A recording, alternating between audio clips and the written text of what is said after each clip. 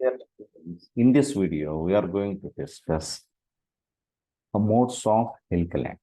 What are the various modes of helical antenna? In particular, in this video, we will discuss normal mode of helical antenna. In this, we will discuss normal mode of helical antenna. Okay, so coming to the discussion, modes of helical antenna. So, as I have told that helical antenna operates in two modes. One is normal mode and the other one is axial mode. Okay, so now we will discuss briefly regarding this normal mode. Okay, so when will you say that an helical antenna is operating in normal mode? When will you say that an helical antenna is operating in normal mode? If the dimensions of the helical antenna, that is nothing but n into s. Okay, so for example, let us consider this is our helical antenna. Okay, so S is spacing and N indicates number of turns. Okay, so if the N into S is less than lambda wavelength, then N into S is very less than one wavelength, then the antenna, the helical antenna operates in normal mode. I have already told that the mode of operation depends upon the diameter of the helix D, and space. Okay, so if so, it is NS is less than. So, what is meant by this normal mode? What is meant by this normal mode? So, I have already told that if this is my helical antenna, then you say that the antenna is operating in normal mode. Okay, so this is, let us consider this is the axis of the helix. Okay, so here the condition is NS is less than 1 wavelength. Okay, so this is axis of the helix. This is axis of helix. This is the axis of helix. Okay, so when the dimensions are very less than lambda, in this mode, the helical antenna will radiate or produces radiation perpendicular to the axis of helix. Okay, so this is our helix. So it produces the radiation perpendicular to the axis of helix. Okay, so this is the normal mode of operation of helix antenna. Normal mode of helix antenna. Okay, so how can you define? If the radiation, here the radiation of an antenna is perpendicular to the axis of helix. Here this is the axis of helix. Here the radiation is perpendicular. Here the radiation is perpendicular. Then we say that the helical antenna is said to be operating in normal mode. Normal mode. Okay. So how the radiation of an a helical antenna in a normal mode is a combination of two things. One is, it is a combination of small loop antenna plus short dipole. Okay. So we will discuss when the helical antenna will looks like small loop antenna, when the helical antenna will looks like short dipole. Okay. So we have seen this. This is the diagram. And in the previous case, we have derived the pitch angle. So pitch angle alpha is equal to tan inverse of S by pi d. So this derivation we have derived in the previous case. Okay. So let us consider, for example, if alpha is equal to 0, means if pitch angle is equal to 0, automatically what it happen if alpha is S tends to 0. Yes, what is this? Yes, S is nothing but spacing between the terms. S is nothing but spacing between the terms. So this is a coil. This is one term and this is second term. Okay. So S is spacing between the terms. Okay. So in this case, S turns to 0 when pitch angle alpha is equal to 0. So S tends to 0. So if the spacing between the turns is 0, means if there is no spacing, how the helical antenna? So initially the helical antenna is like this. If the spacing between this antenna is 0, how it will look like? It will simply looks like small loop antenna. It will simply looks like small loop antenna, small loop antenna. So this is the simple small loop antenna. This is case when the spacing between the turns here. This is the spacing between the turns when s is equal to 0. Okay, let us take another case. What is the other case? For example, if alpha is equal to if alpha is equal to pitch angle is equal to 90 degrees. If 90 degrees means if tan 90 means infinity. Tan 90 means infinity means this 1 by 0. Then what happened to the D? D tends to 0. So what is this D? D is the diameter. D is the diameter. So this from here to here, for example, if you take a circle, okay, so if this is the radius, and this is here from here to the radius, diameter is nothing but 2. Okay, so initially our helix is like this. Initially our helix is like this. If this diameter is reduced very, very less, then our helix antenna, so means if I go on reducing this, for example, if this is the diameter of the helix, if I go on reducing the dimensions, it will simply looks like small short dipole. Okay, so it will looks like in this case, it will looks like small short dipole. So here, if the diameter D is very, very less, okay, so it will simply looks like a simple single small short dipole. So it looks like this.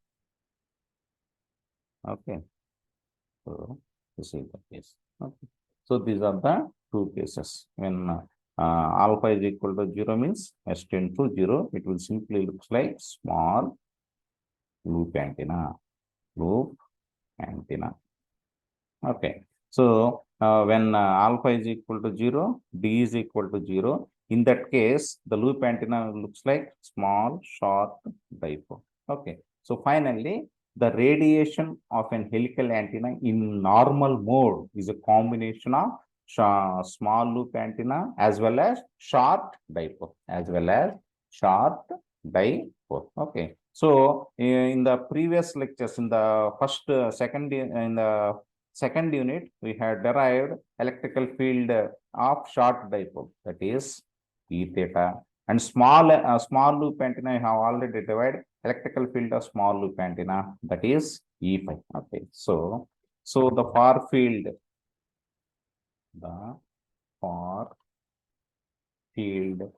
of a small loop is given as, so for example, so this is my small loop antenna. Okay, so at point P. Okay, so we have already derived this in the previous classes. So it is nothing but it is given by E phi. So it is J into 120 pi square 120 pi square I sin theta by R into A by R square. Okay, so what is this I? I is retarded potential. R is the distance from point to, or is the distance from point to the point of intersection. And what is this A? A is area of the loop. A is area. So area means generally pi r square. Area means pi r square. Okay, so generally pi r square. If we write in terms of, here we are discussing in terms of diameter. Okay, so the same thing I can write here. Pi r square can be written as pi d by 2 whole square, because we know that relation d is equal to 2r, therefore r is equal to d by 2. So the area of the loop is equal to pi r square r, pi d square by 2, that is equal to pi d square by 4. Okay, so and where lambda is the wavelength, Similarly,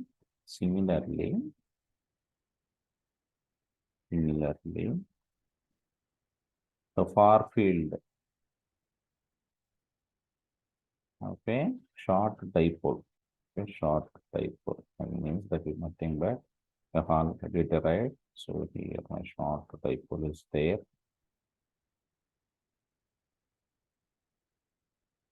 Okay, at point P. Okay, you have calculated E theta. Okay, so the expression for E theta it is J into 60 pi I sin theta by R into S by lambda. Okay, so where S is equal to nothing but they here we are calling it as spacing, there we call it as DL, that is nothing but length of the short dipole.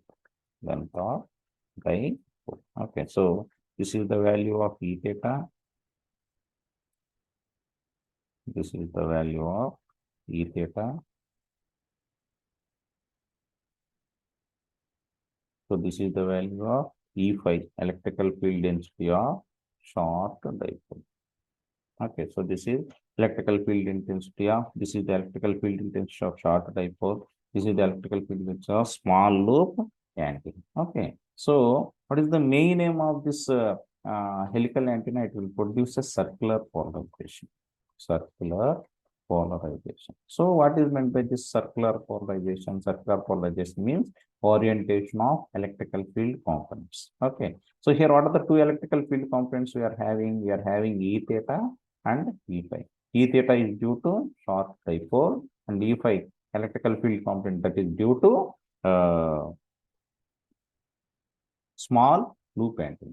Small loop antenna. Okay. So how can you define the circular polarization? Generally, for any antenna, how can if we here we are going to use one term called as axial ratio. I'm going to call it as axial ratio. This term. Okay. So axial ratio that is represented with AR. If AR is equal to 1, AR is equal to 1. So AR is equal to 1. Then we can say that the antenna is having circular polarization. So what is meant by this axial ratio? What is meant by this axial ratio? So the axial ratio is defined as the ratio of orthogonal components of electric field. Orthogonal components of electric field. Here, what are the two orthogonal components? One is E theta and one is E5. So the ratio of electrical field component E theta by E5. The ratio of electrical field component E theta by E5 is nothing but axial ratio. Okay, so now let us calculate axial ratio for this in this normal mode of operation. So okay, therefore AR is equal to mode of E theta by mode of E5. Okay, so already we have defined what is meant by E theta, what is meant by E5. So that is J 60 by I sin theta by R into S by lambda by, what is the value of E5? It is J into 120 pi square I sin theta A by R lambda square. R lambda square. So this already we have defined here. Here it is R into lambda square. This way it is R into lambda square. Okay. So R into lambda square. Here R will get cancel. Sin theta cancel, I cancel. So finally we will get axial ratio AR is equal to lambda S by 2 pi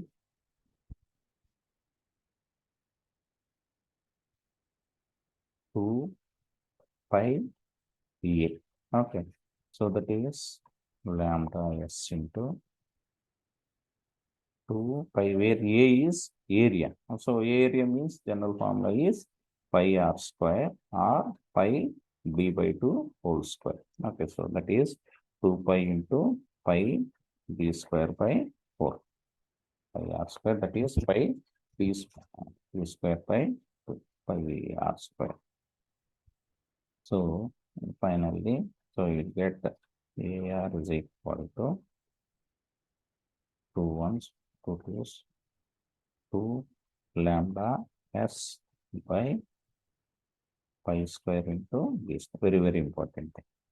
So axial ratio is equal to 2 lambda is into pi square. Okay, tell me what is this? S is spacing between the turns and D is diameter of the helix. D is diameter of the helix. So axial ratio AR is equal to 2 into lambda by pi square plus D square. Okay, so now depending upon the values of axial ratio, what is the formula for the axial ratio? That is 2 lambda s by pi square d square. Okay, so depending upon the values of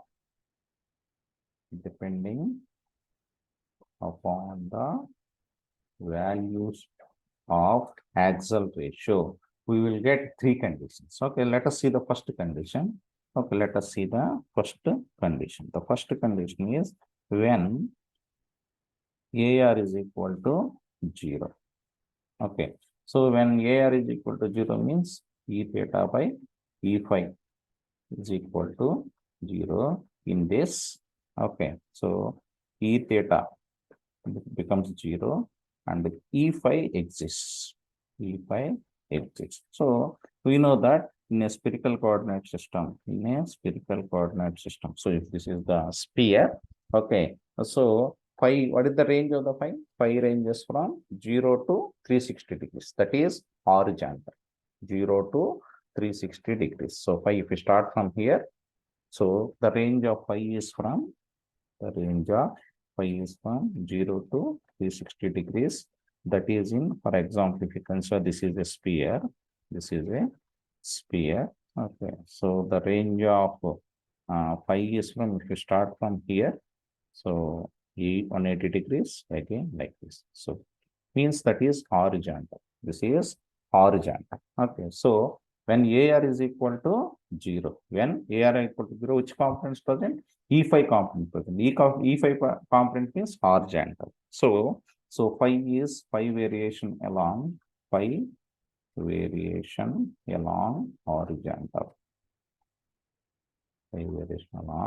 Horizontal. So when AR is equal to 0, the polarization becomes the elliptical polarization becomes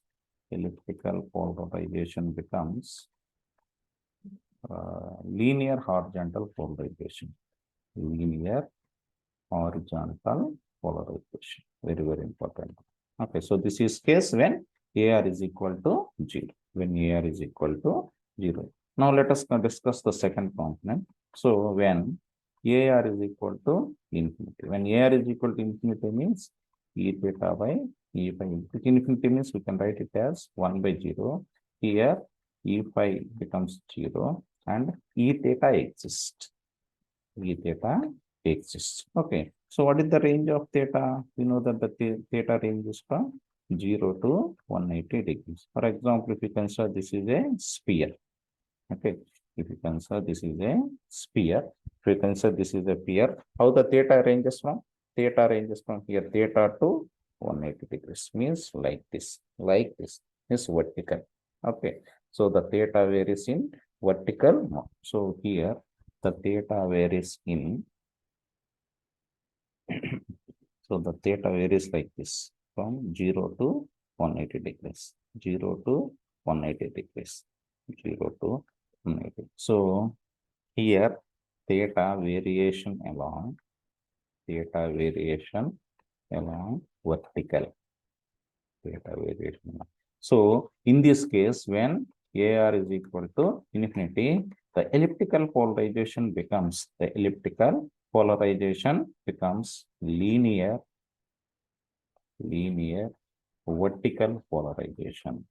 Linear vertical polarization. So this is very, very important. When AR is equal to infinity, so theta component remains where theta is 0 to 180 degrees. The variation is vertical. So the elliptical polarization becomes linear vertical polarization. Now let us check the third one. So what is the third one?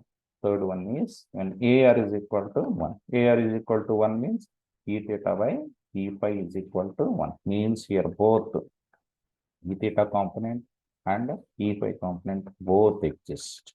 Both exist. Okay. So when AR is equal to 1, okay, means there is a variation. E theta means theta varies from theta varies from 0 to 180 degrees in vertical pattern, vertical fashion, and E5 means phi varies from 0 to 360 degrees in horizontal fashion. So here both the electrical field intensity is available in both in vertical pattern as well as horizontal, in the theta direction as well as phi direction. So when the electrical field component is available in both in theta direction and phi direction, both if the two orthogonal components are available, then we can say that the antenna is operating in circular polarization. So when AR is equal to 1, we can say that the antenna is operating in the elliptical polarization will becomes circular polarization. Circular polarization. This is the very important things we want to keep in mind. The first case is when AR is equal to 0, the elliptical polarization becomes linear horizontal polarization. The second case when AR is equal to infinity, the elliptical polarization becomes linear vertical polarization. So the third case when AR is equal to 1, both field components present, the electrical field will be present in theta direction as well as phi direction. Then the electrical polarization becomes circular polarization. This is the main purpose of the helical antenna. This is the beauty of the helical antenna, where we can achieve both the field component in both electrical field direction as well as E theta component as well as magnetic E5 direction. E5 direction, which that's circular polarization. So this is the brief discussion regarding the helical antenna in normal mode of operation.